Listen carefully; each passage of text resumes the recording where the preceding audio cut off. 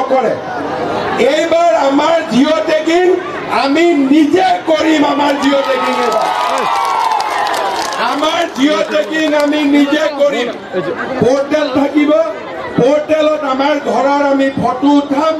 আমি কম্পিউটাৰ দি দিম আৰু মোদী আমাক ঘৰ দিব ঠিক আছে কি দিলো 50,000 চাকৰি অৰুণোদয় ঘৰে ঘৰে আৰু প্ৰধানমন্ত্ৰী আৱাস যোজনাৰ ঘৰ 1 টকাও ঘোষ নিদিয়াকৈ দুখীয়া মানুহক মাটি আৰু লাখপতি বাইদেউ কিমানে ফৰ্ম ফিল আপ কৰিছে লাখপতি বাইদেউ বাপৰে কৰিছে যিমানে লাখপতি বাইদেউ ফৰ্ম ফিল আপ কৰিছে সবৰ বেংক একাউণ্টতে 10,000 টকা সোমাই যাব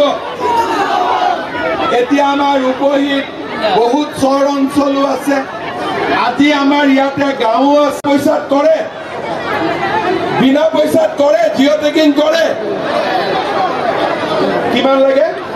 500 টকা লাগে জিঅ' টেগিং আৰু ঘৰ দিবৰ কাৰণে কিমান লাগে কিমান 20,000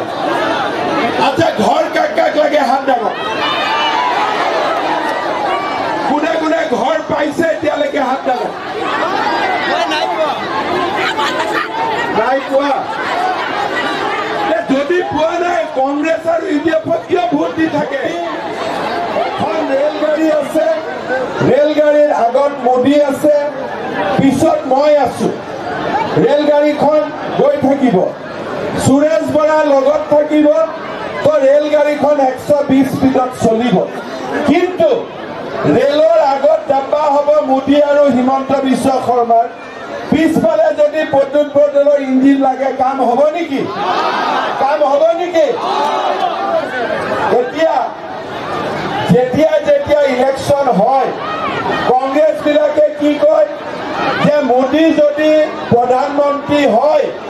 তেতিয়াহ'লে দেশত নামাজ নহ'ব নামাজ বন্ধ হৈছে নেকি কংগ্ৰেছে কি কয়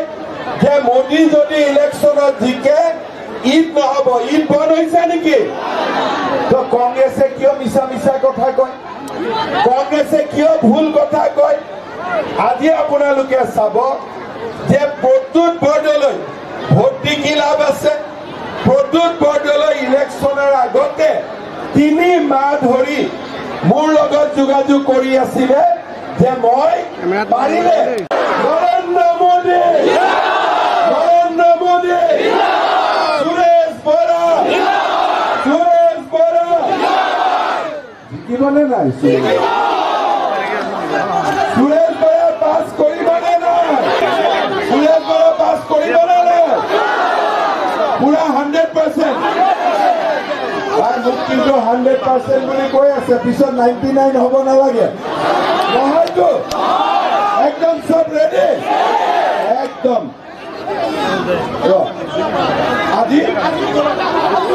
আজিৰ পৰা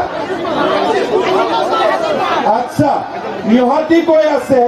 যে ভোটলৈকে ৰখিবই নালাগে আজি ভোট হলেও পাছ পুৰা দিল্লী যাব 100%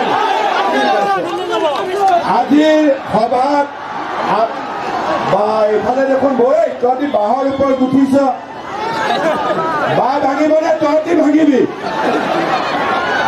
কোনো প্ৰব্লেম নাই উঠিল ইমান ওচৰত পৰিলেতো কোনো একো কষ্ট নাই অলপ এক্সাৰচাইজ হৈ যাব হয় নে নহয় আপুনি বেছি নুঠিবি তহঁতকেইটা এটা উঠ 4টা নুঠিবি এটা উঠ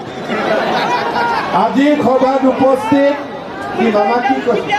পুলিচৰ ইণ্টাৰভিউ জুলাই ৰেডি হৈ তাক ধৰিবৰ কাৰণে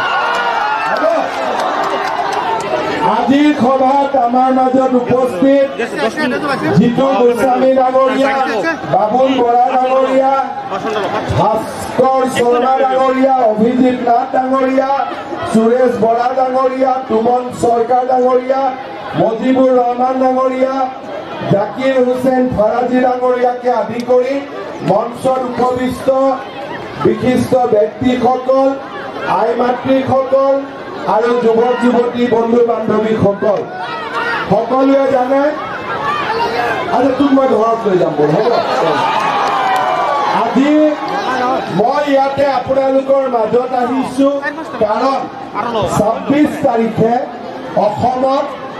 নিৰ্বাচন হ'ব আৰু নগাঁও লোকসভা সমষ্টিত ইলেকশ্যন হ'ব অলপ ফ্ৰণ্টৰ কেইটা বহিলে পিছত যাতে দেখা পায় মানুহ হ'ব আকৌ উঠিম যেতিয়া নাচিম তেতিয়া উঠিম হ'ব এতিয়া বহিল অলপ বঢ়িয়া বাইদেউ নাচি আছে ইহঁতৰ কাৰণে তই এইফালে আহি যা